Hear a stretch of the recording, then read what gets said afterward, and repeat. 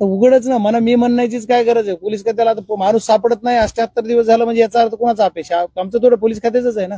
पण यांना पळवून लावलंय का, पळून गेलाय का, कुठे गेलाय का, काय गेलाय का, यांना कुणी कुणी काय काय केलंय? आता कुणीतरी म्हणतं इथं होतं, मला परवा एक फोन आलेला होता माझ्याकडे, पण मी जसा आला तसा नंबर आणि ते एसपींना सांगितलं की हा आरोपी संभाजीनगर मध्ये आहे.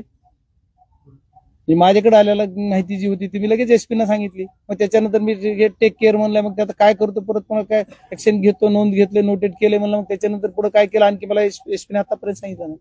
म्हणजे खऱ्याच बातम्या येतात असं नाही, पण जी आपल्याकडे आलेली बातमी तेवढीच पासवंत झाली पाहिजे. सुप्रियाताई आले होते त्यावेळेस तुम्ही मुख्यमंत्र्यांची वेळ मागितली होती आणि दोघं जण भेटणार नाही. तो वेळ भेटला का, काय झालं? नाही, मुख्यमंत्र्यांची वेळ अद्याप पण मिळालेली नाही.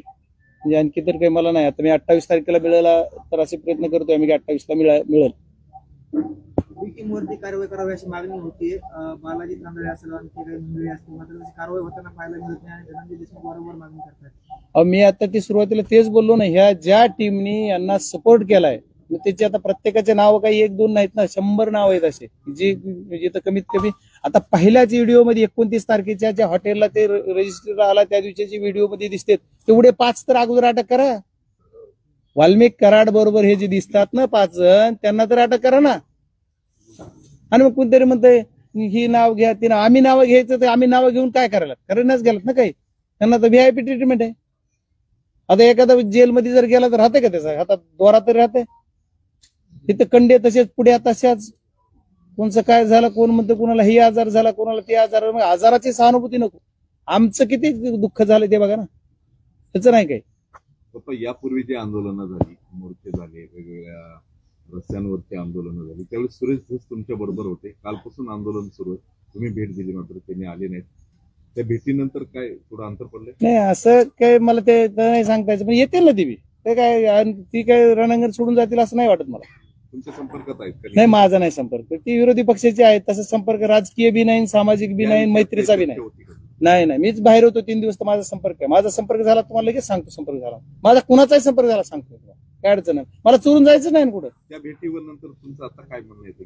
धस आणि बघा, त्यांनी येऊन स्वतः खुलासा केला, गाववाल्यांनी त्याच्यावर बोलले, त्याच्यावर मी आता काय बोललं पाहिजे वेगळं? तो विषय त्याच्यावर बोलण्यासारखं माझ्याकडे काही नाही. आता त्यांनी स्वतः खुलासा केला, त्यांनी केला, बावनकुळेने केला. आता तो बघा, कुणी जरी काही केलं तरी आम्ही हा लढा शेवटपर्यंत लढणार आहे, ते तुम्हाला सांगितलं. आणि आम्ही लढणारच आहेत. आम्हाला ज्या गोष्टीचा सगळं काय वाटतंय ती गोष्ट आम्ही करून घेऊन, न्याय आम्हाला कसा मिळेल या कुटुंबाला, त्याच्यासाठी आम्ही सर्वजण गावासहित सर्व लोक त्यांच्या सोबत आहेत, कुटुंबासोबत.